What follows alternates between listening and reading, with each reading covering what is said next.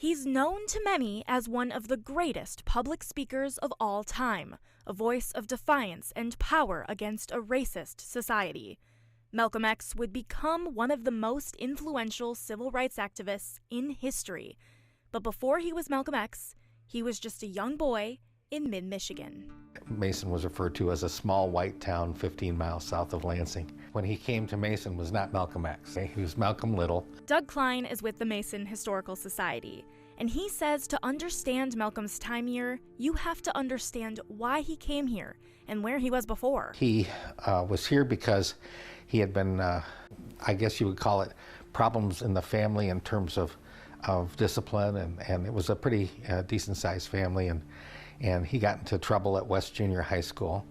In his early elementary years, Malcolm lived in Lansing with his parents and 7 siblings. But in 1931, tragedy would strike the Little family.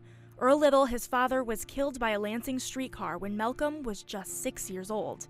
In the years following, young Malcolm would struggle in school. They sent him down here, and because he'd been somewhat in trouble, they sent him to the county detention home, which was in Mason. That was over on Cherry Street. And that would be the start of his time in Mason. He was only here about a year and a half, and that didn't include summer vacation, which he spent back out east. But he was here primarily for 8th grade and first part of 9th grade.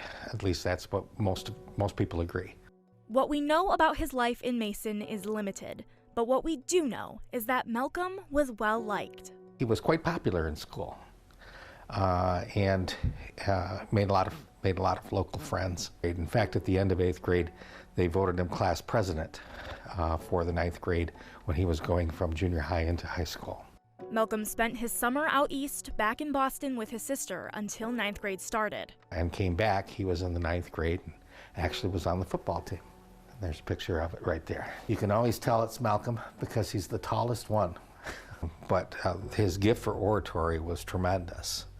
Not that great a writer, okay, believe it or not, although he did okay in school and in his writing and that kind of thing, but that wasn't his strong suit. His strong suit was talking to groups of people. This time, Malcolm would live with the Lyons family. Mr. Lyons was a World War I vet who Malcolm would help out from time to time. He lived with Lyonses for about, maybe 4 or 5 months, I would say. He did things like bus tables at the local restaurants, sweep out stores, and that kind of thing.